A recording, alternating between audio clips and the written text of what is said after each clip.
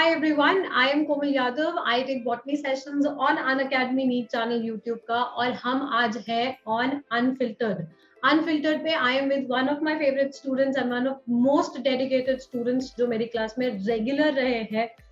From special class to YouTube, 2+ sessions he has been there in almost every class और हर चीज को properly track करते रहे with time and I think one of the reasons that I want to talk to him regarding any problems that he is facing अभी 2021 में he is going to appear for the examination.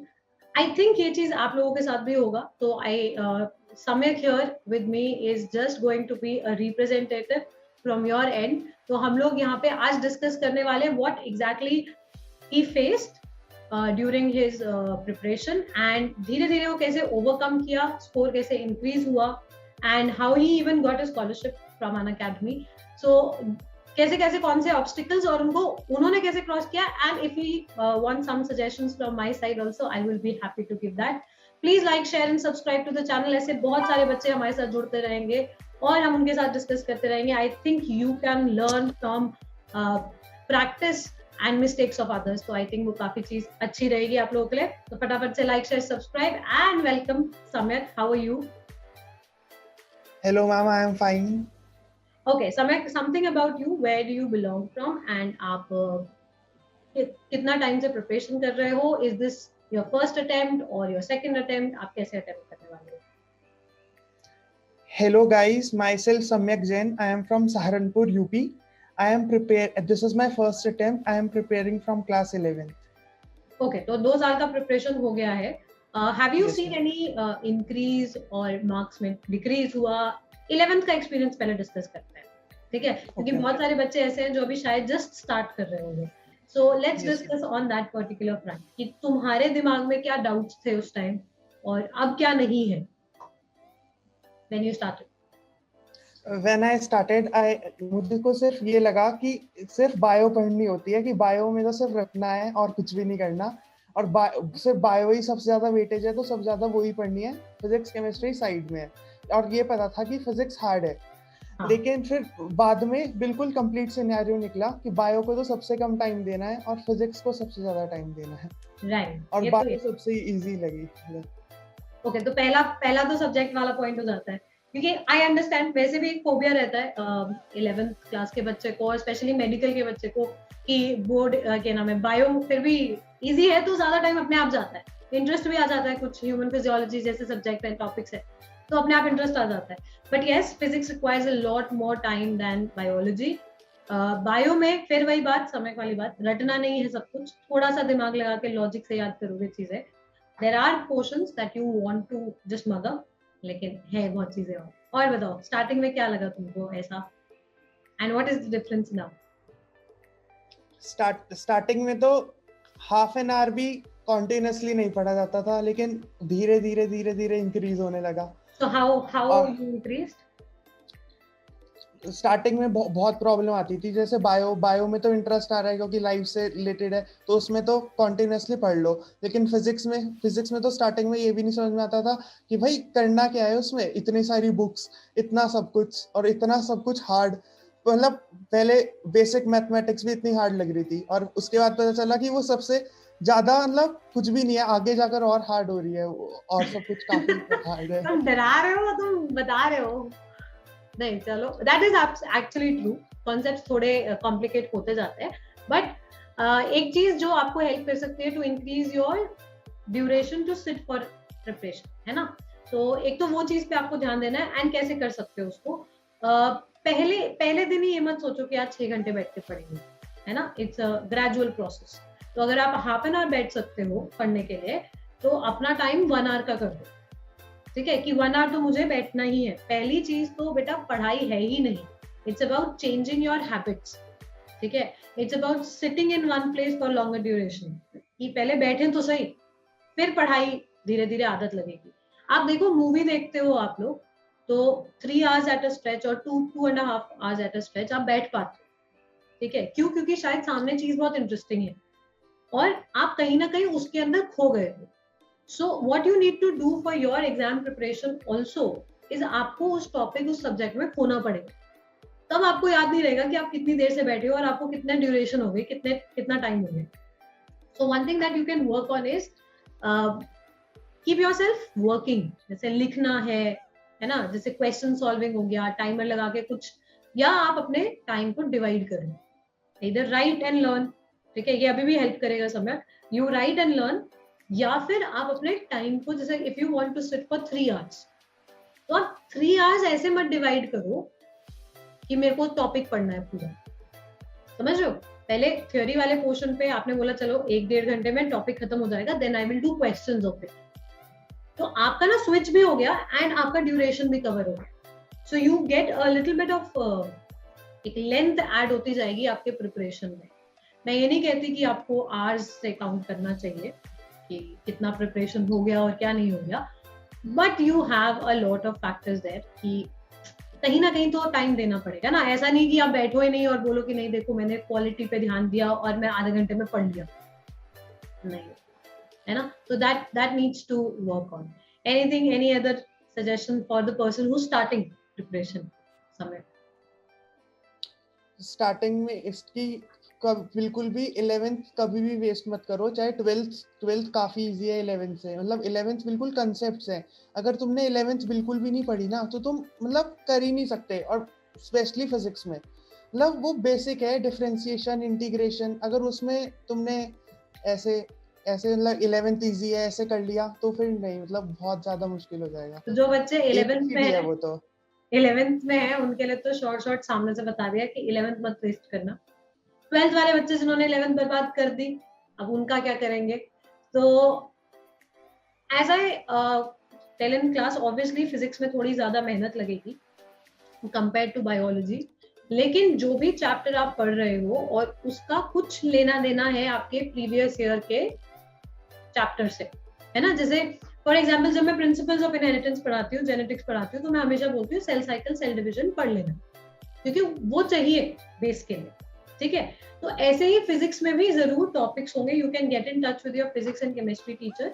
आप उनसे पूछ सकते हो कि इस chapter को समझने के लिए सर 11th का कौन सा चैप्टर पढ़ लूं, राइट. तो आपके ऊपर एकदम से बेटा ऐसा भी नहीं होगा कि पूरा 11th का syllabus, the whole thing is a burden.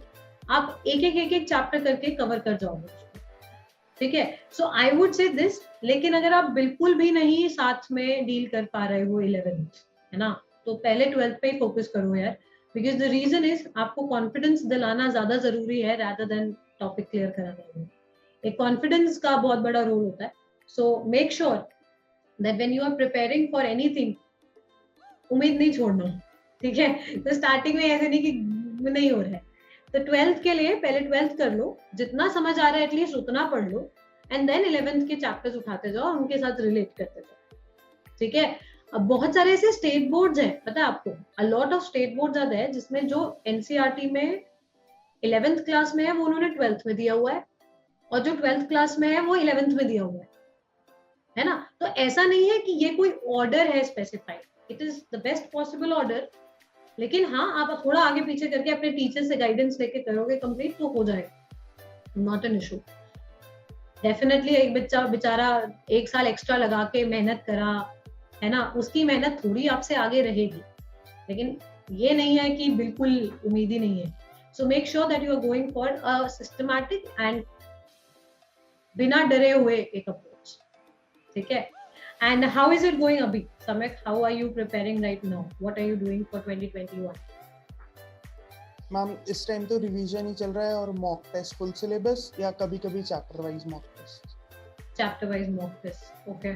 Or anything you want to ask me regarding preparation? अभी कोई प्रॉब्लम फेस कर रहे हो? मैम इस टाइम बहुत ज्यादा ना, मतलब काफी ज्यादा जैसे टाइम हो चुका है तो मतलब बहुत ज्यादा बोर्डम और फटीग हो रहा है, मतलब और सिचुएशन भी बहुत, तो उससे हेल्पलेसनेस बहुत ज्यादा हो रही है, क्योंकि बहुत ज्यादा वियर्ड है कि बाहर इतना सिचुएशन खराब है, मतलब एक फोकस नहीं हो पा रहा है इस टाइम ना. हेल्पलेसनेस हो रही है, बाहर इतना सफरिंग कर रहे हैं लोग बाहर. See, देखो, एक डॉक्टर बनने जा रहे हो तो जो sufferings are going on around the world, उसमें डॉक्टर्स तो बिल्कुल सेंटर पोजीशन पे है ना. So somewhere you need to think it more rationally. Rational thinking से जाना पड़ेगा, इमोशनल थिंकिंग इतना शायद काम नहीं करेगा। अगर यही प्रोफेशन आपको अपने लिए चाहिए तो आपको ना you need to work on solutions, what can I do, rather than just feeling sad and थोड़ा dull about it। वो human nature है बेटा, वो सबके साथ होता है। You somewhere go into the shell, I understand that। और एक इमोशनल इंसान जो ज्यादा है उसको ये ज्यादा फील होता होगा definitely, but this is somewhere you again, फिर वही बात है, ये बिहेवियर चेंज है ना, कि आप कैसे एक इमोशनल थिंकिंग हटा के एक थोड़ा रैशनल थिंकिंग लाओ। तो ऐसी चीजों को टाइम लगता है, ठीक है। Don't rush yourself into it कि नहीं आज से तो मेरे को दुनिया का कोई फर्क ही नहीं पड़ता, जो होगा देखा जाएगा। Don't think about it like that. थोड़ा सा चीजों को हल्का सा इग्नोर करो, हल्का सा, if it is affecting you too much, ठीक है। और आप ये देखो मैं क्या कर सकता हूँ, I can be a doctor and help the situation, तो let me work on being a good doctor, ठीक है। अच्छा पेपर, अच्छा स्कोर हो जाए, इस पे ध्यान दो। दूसरी चीज आप क्या कर सकते हो एट दिस टाइम, बोरियत हटाने के लिए अपने प्रिपरेशन का, बिकॉज आई नो अगर आप 11 से प्रिपेयर कर रहे हो तो 2 साल तो ऑलरेडी हो गए हैं, और पेपर का भी कुछ भरोसा नहीं है, आगे पीछे हो गया कुछ तो और थोड़ा टाइम हो सकता है। So what you can do is plan absolutely fresh, ठीक है, क्योंकि आप रेपिटेशन में चले गए हो ना, तो आप वापस क्या कर रहे हो, अब आप चैप्टर कर रहे हो, क्वेश्चन सॉल्व कर रहे हो, जो नहीं आ रहा है वो ढूंढ रहे हो, ऐसे जा रहे हो आप।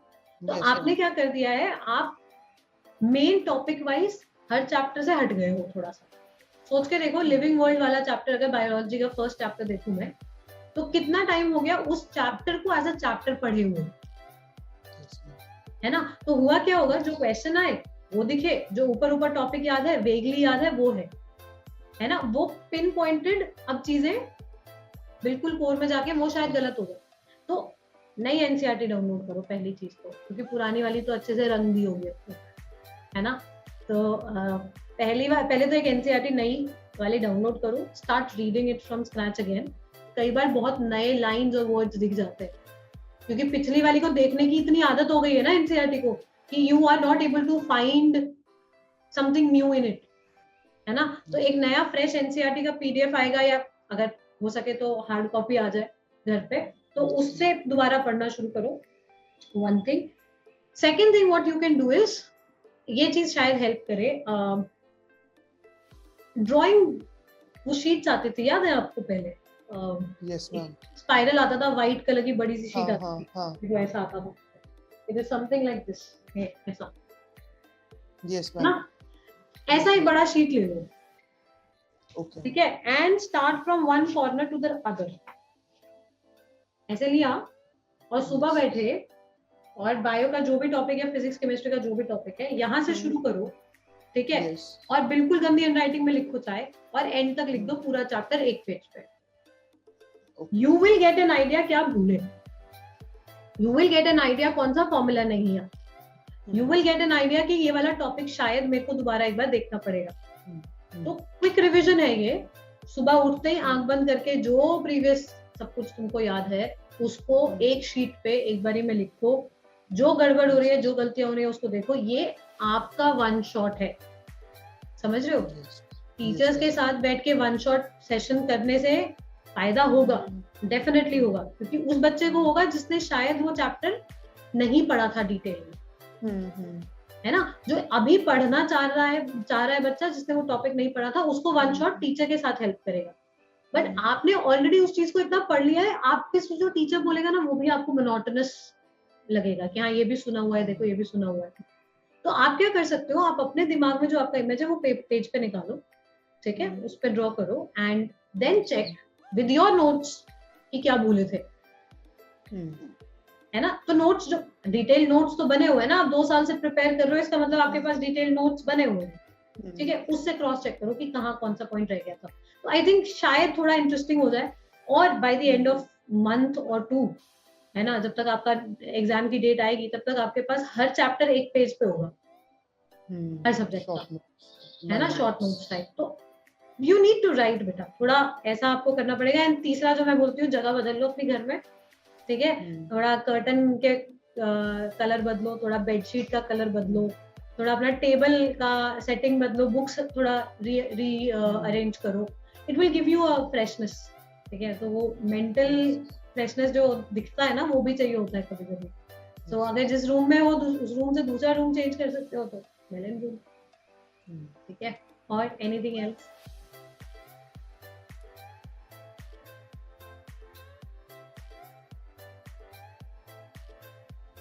And ma'am, there is too much syllabus. Whenever I give mock test na, there is always some topic which I left unturned or I forgot. तो मतलब उसका क्या सॉल्यूशन है? मतलब हमेशा इतना ज्यादा सिलेबस में कुछ ना कुछ तो होता ही है ऐसा। देखो बायो मत छोड़ना कुछ भी हो, क्योंकि एनसीईआरटी है ना, बेसिक एनसीईआरटी से क्वेश्चन आएगा, एक क्वेश्चन आना है, 2 क्वेश्चन आना है चैप्टर से। तो अगर मैं जेनेटिक्स छोड़ दूं तो इंडिविजुअल चैप्टर जेनेटिक्स और सेक्सुअल रिप्रोडक्शन हो गया और एवोल्यूशन हो गया, ऐसे कुछ चैप्टर्स हैं जो बड़े हैं, उनका वेटेज भी काफी है, मतलब 4-5 क्वेश्चन का वेटेज आ जाता है। उसके अलावा मैक्सिमम चैप्टर्स के 2 मार्क्स, 1 नंबर, 1 क्वेश्चन, ऐसे वेटेज है। तो I think you can actually just read it from NCERT, never leave a chapter for bio, ठीक है। और ये समझो कि बायो एक ऐसे पेडिस्टल पे पहुंचाएगा जहां पे फिजिक्स और केमिस्ट्री के मार्क्स मैटर करने लगेंगे। समझ रहे हो कि बायोलॉजी अगर 360 में से 350 आ गए, 360 में 350 आ गए, तुम्हारे 340 आ गए, 330 आ गए, तो अब इसके ऊपर फिजिक्स और केमिस्ट्री के मार्क्स ऐड ऑन करते हैं, आपकी रैंक बेटर करते हैं। अगर बायोलॉजी ही 200 नंबर जा रहा है तो फिजिक्स केमिस्ट्री में 100 भी ले आओगे 400 पहुंचो, जबकि बायोलॉजी में ही पहुंच रहे थे तुम 330 340। So biology no chapter has to be left, सिर्फ एनसीईआरटी भी पढ़नी है तो वो पढ़ लो, कोई प्रॉब्लम नहीं है। और फिजिक्स एंड केमिस्ट्री थोड़ा दिमाग लगा के जाना कि एक ये चैप्टर है मेरा, ठीक है। मॉक टेस्ट जो पार्ट टेस्ट होते हैं उनका क्या प्रॉब्लम है कि मान लो this is a very classic example हमारे बायो में है ना, बायो में we have animal kingdom.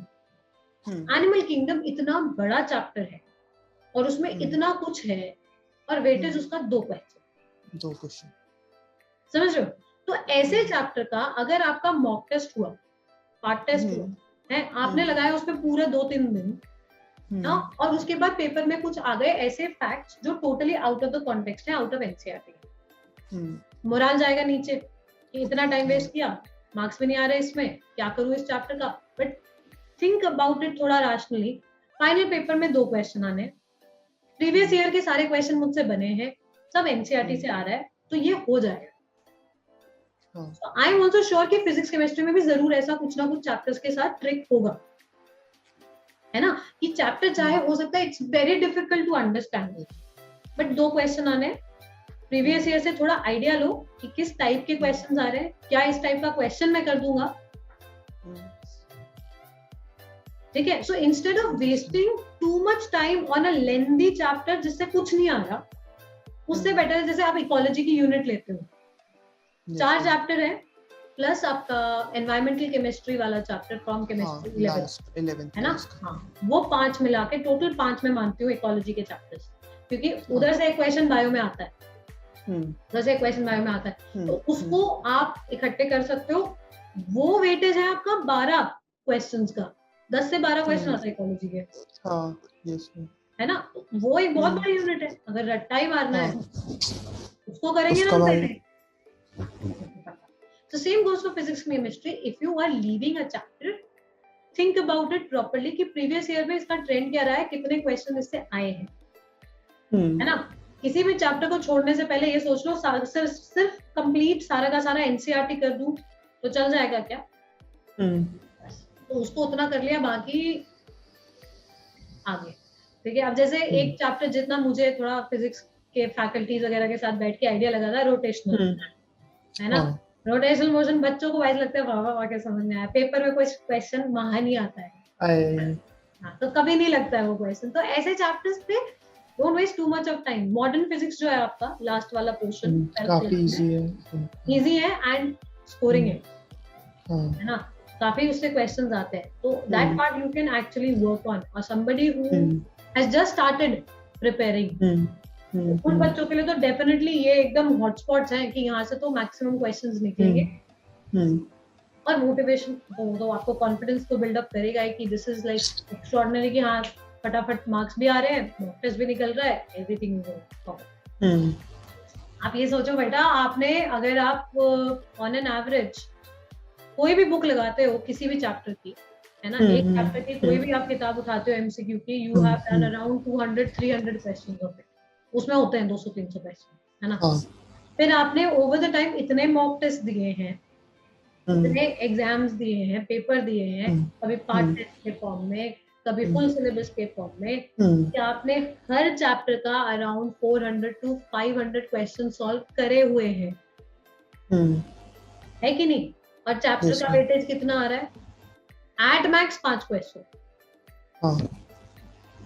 1% of what you have already done, ठीक है। तो जैसा क्वेश्चन आने वाला है ना, that type of question you have already seen, आप पेपर देख चुके हो। Instead of going in 10 different directions कि अब मैं ये कौन सी किताब, नहीं कौन सी किताब, पिछला जो चीज कवर हो चुका है ना, उसको दोबारा रखो। जो बुक आप ऑलरेडी सॉल्व कर चुके हो, specially you who has been preparing for 2 years, 2 year is a long time. आपको लग रहा है कि आपने लिविंग वर्ल्ड और यूनिट एंड डायमेंशन जैसे छोटे चैप्टर्स पढ़ लिए थे, हो गए थे, उसको रिवाइज करने की जरूरत है, क्या पता उसका क्वेश्चन गलत कराया तुम, और इजी वाला, ये पढ़े हुए इतना टाइम हो गया ना।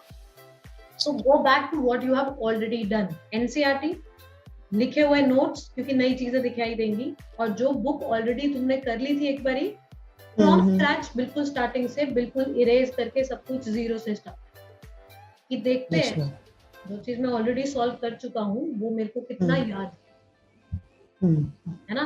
Doing 300-400 questions 5 times will help you more than doing 5000 questions। कोई फर्क नहीं पड़ रहा, वो उसी का डेरिवेटिव बनता है, एक ही टाइप के 5 बना देते हैं, ठीक है। और ये भी ध्यान रखना, प्रीवियस ईयर सॉल्व करने का मतलब ये नहीं होता, जैसे अभी एक थोड़े दिन पहले एक बच्चे का क्वेश्चन आया था कि मैम मैंने प्रीवियस ईयर लगाए और कोई भी क्वेश्चन रिपीट नहीं हुआ। ऑब्वियसली नहीं होगा, ऐसा थोड़ी है कि 2008 का पेपर उठा के 18 में दे देंगे, ऐसा नहीं करेंगे ना। बट ये कर सकते हैं कि 2010 में जो क्वेश्चन आया था उसके जो 4 ऑप्शन आए थे, है ना, उसमें से सेकंड ऑप्शन आपका ठीक था, लेकिन थर्ड ऑप्शन कुछ अलग दिया हुआ है, और अब इस बार क्वेश्चन उस थर्ड ऑप्शन पे बना दिया। Getting my point? Yes, that is how they can frame a question। तो प्रीवियस ईयर करने का लॉजिक ये है कि चाहे वो इंडिविजुअल ऑप्शंस ही क्यों ना हो, गो फॉर दोस ऑप्शंस का डिटेल आल्सो। इस ऑप्शन का मतलब क्या है, इसका क्या है, इधर क्या होगा, yes, है ना। तो प्रीवियस ईयर क्वेश्चन को भी करने का ट्रिक है, ऐसे नहीं है कि आपको पुराना पेपर दे देंगे कि नहीं देखो ये 18 वाला पेपर अभी 21 में आएगा दोबारा, नहीं, ये नहीं, ठीक है। और any other problem, any other obstacle that you are dealing? Ma'am bio में जैसे मॉक टेस्ट देते हैं तो चाहे जो हार्ड क्वेश्चन होता है वो तो गलत नहीं होता, लेकिन जो सबसे सिली क्वेश्चन होता है ना वही गलत होता है। मैं वही बोल रही हूँ, वो वहां जा रहे हो आप कि पढ़ा हुआ है, आप वहां गलतियां करने लगते हो। मेरे पास एक बच्चा था, very good student, right now studying in one of the top colleges of India, ठीक है।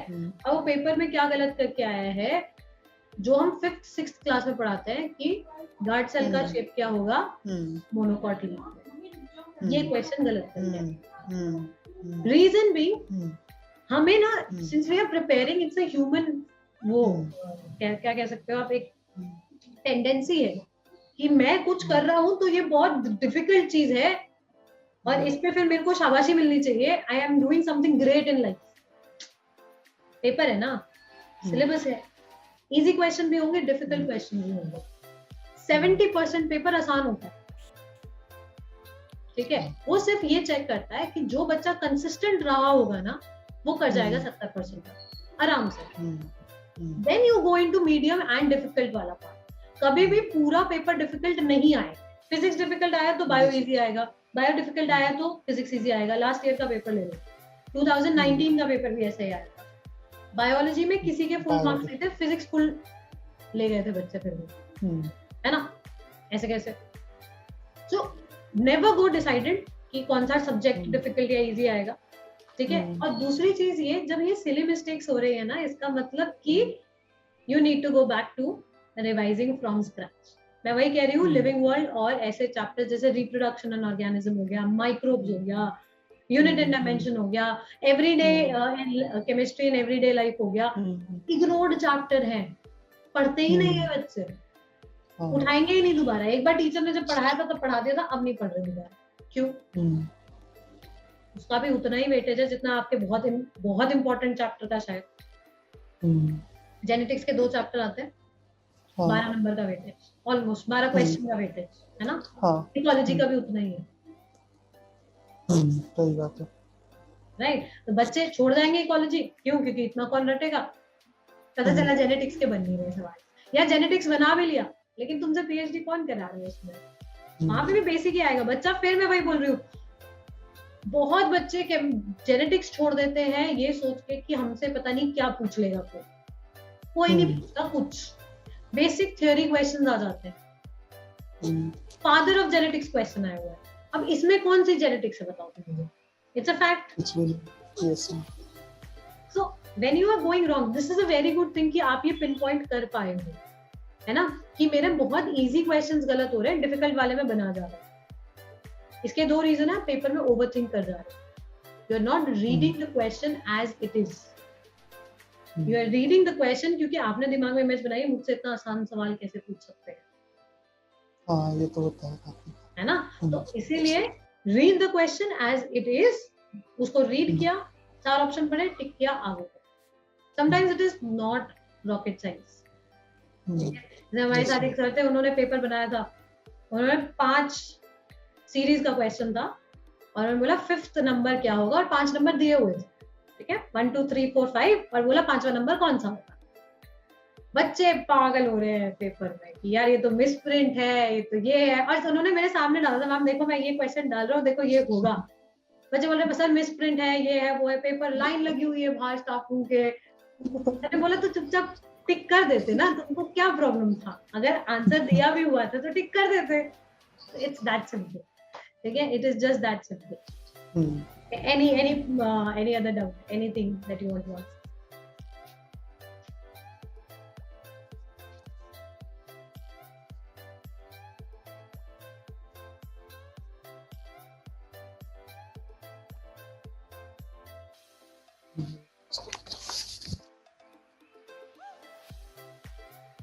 And yes ma'am, one more doubt कि जो हम जैसे हम एक चैप्टर रिवाइज करना है तो हम उसकी एक 1 शॉट वीडियो देखकर रिवाइज कर लें या उसको सेल्फ स्टडी से हम ज्यादा अच्छा कर पाएंगे?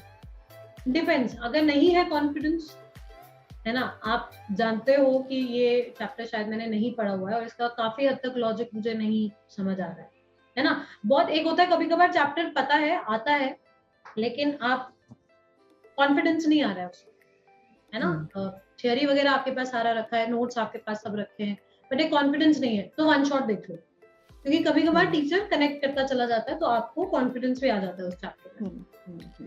अगर ऐसा नहीं है, if you are very confident in the chapter, prepared हो आप, है ना, तब आप उसके लिए अपने आप सेल्फ स्टडी से भी रिवाइज कर सकते हो, नॉट एन इशू, ठीक है। कोई भी चीज ऐसी मत करना, स्पेशली 2021 वाले बच्चों को बोलूंगी मैं, जिसमें आपका टाइम वेस्ट हो रहा हो ज्यादा, ठीक है। 1 shots obviously are a lot, हर टीचर का 1 शॉट, एक चैप्टर हर दिन करोगे, कवर हो जाएगा सारा, but that's not self study, समझ रहे हो।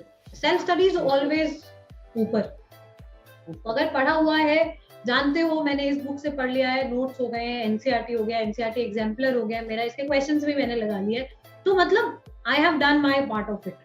जो इंफॉर्मेशन गैदरिंग वाला चीज था वो आप कर चुके हो, अब आपको अपने दिमाग में उसको सॉलिडिफाई करना है, तो सेल्फ स्टडी, है ना। आपके पास नोट्स नहीं है अभी, या आपको कॉन्फिडेंस नहीं है, या समझ नहीं आया है कुछ टॉपिक कि ये बड़ा पोर्शन है और ये मेरा 1/3 पार्ट है चैप्टर का और ये नहीं समझ आया है, so there you can just go and watch 1 shot session, वो हेल्प कर जाएगा, ठीक है।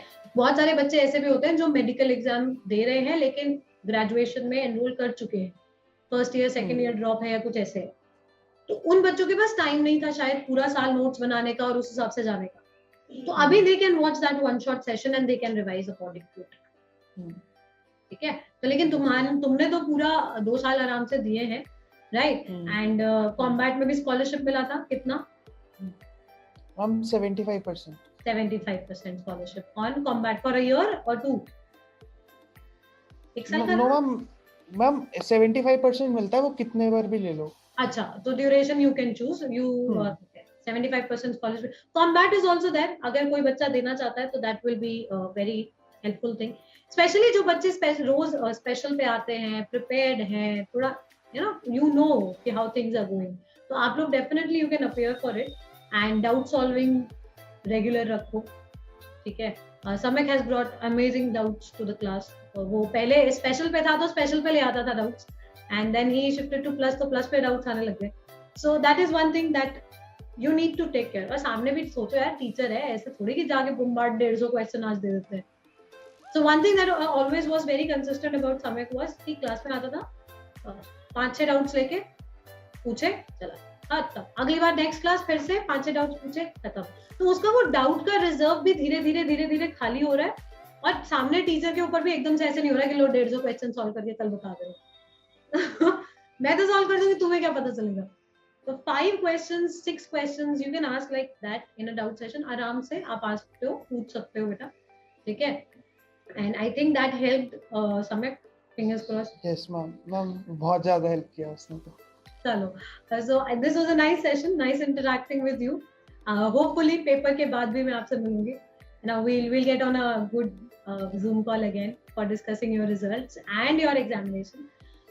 कुछ भी होगा it will be a good thing, so don't worry about it, ठीक है। और तुम बहुत बहुत well prepared हो, please stay in touch। अगर पेपर पहली बार में एकदम बाहर जाता है, स्टेडियम के बाहर जाता है, छक्का एकदम मस्त आ जाता है तुम्हारा result, AIR is good, excellent. If not, we'll get on it. Don't plan ahead. ठीक है, मैं अभी बोल रही हूँ और मैं सबके सामने बोल रही हूँ, ये सोच के मत चलना मैंने 2 साल प्रिपेयर किया तो मैं तो भाई बहुत ही अच्छा रहा। Make up your mind for both things, अगर ऐसा हुआ तो ये, अगर नहीं हुआ तो ये, ठीक है। Don't put your self in a burden of कि मेरे को तो एक्स्ट्राऑर्डिनरी ही परफॉर्म करना है।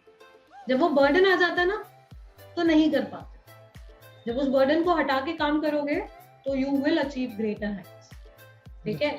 So all the very best, we will meet again after the result and hopefully with a very very good result, and otherwise we'll learn something and we'll try again, ठीक है। So I hope to help you ahead in the journey as well. मिलते रहेंगे class में भी हम लोग, and thank you so much for today's session to Samek for saying yes कि हाँ मैम, चलो मैम आपसे कुछ बात करनी थी, ठीक है चलो आ जाओ बात करते हैं। So thank you so much Samek and all the very best, and for all the students who are watching us, बेटा एक रिप्रेजेंटेटिव है आपके, ऐसे और भी हम धीरे धीरे बच्चों के साथ आते रहेंगे on unfiltered itself. So a lot of questions that we get from you, it's better आप में से कोई सामने आके बैठ के वो सवाल पूछ ले, है ना, तो एक आंसर देने में मजा आता है, और ऑनलाइन टीचिंग में बच्चों से मिल ही नहीं पाता, so this is a way of interacting with the students as well. So I'll see you on Unacademy Unfiltered with a lot of other teachers and a lot of other students. So like, share, subscribe to the channel, and we'll see you again. Bye bye. Thank you. Bye Samek.